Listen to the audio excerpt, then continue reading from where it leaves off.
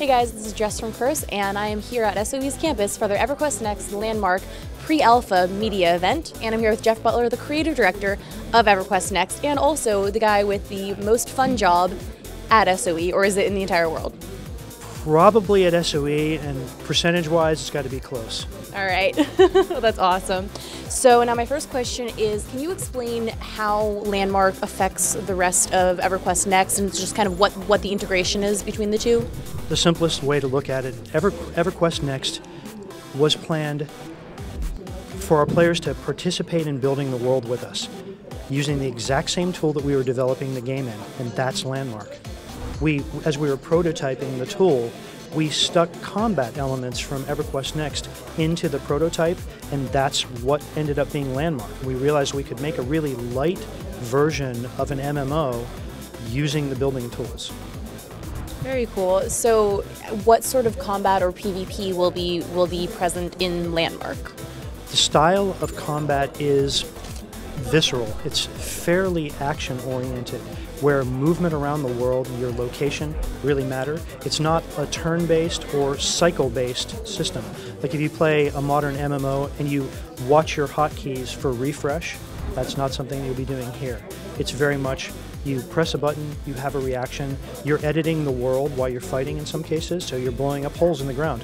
You shoot a grenade at somebody and it blows up and it leaves a hole in the ground that they fall into. Big difference from most games. I know you guys talked about this in the presentation earlier, the claim flags, because that's been a concern of a lot of fans, is if you're building a creation, can someone else just come along and destroy it? Can you talk a little bit more about how the claim system will work? Sure. If you want people to be able to come onto your property and make edits or destroy it, you can certainly let that happen. So if you want to kind of PvP, right now you can. You can make dynamite, you can leave your claim open, you can flag it as public editable, and you can let people come onto your claim and blow it up with dynamite, or steal your stone if they want to. Or you can shut down the permissions and be private, where people are allowed to walk onto your claim currently, but they can't make any sort of edit at all.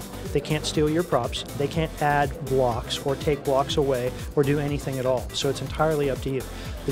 We could cooperate to build something and exclude someone else easily, right? Or we could add a list of 100 people that have edit permissions on our land.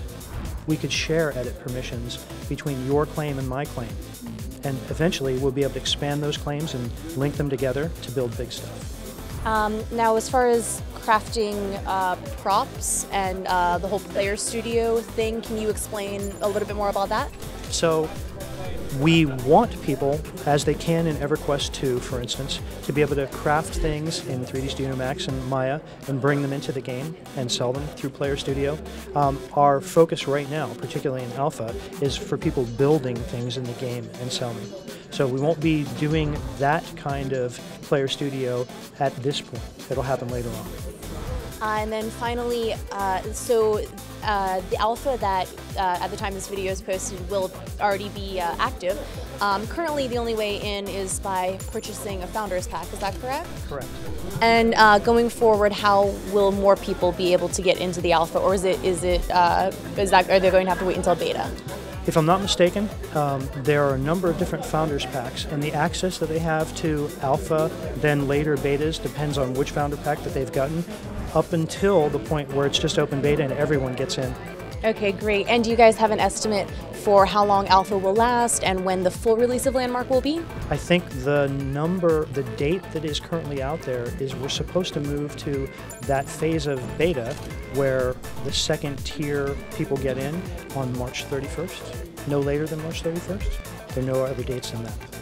Great. Well, thank you so much. Thank you. Once again, this is Jess from Curse. Thanks for watching. Enjoy the game.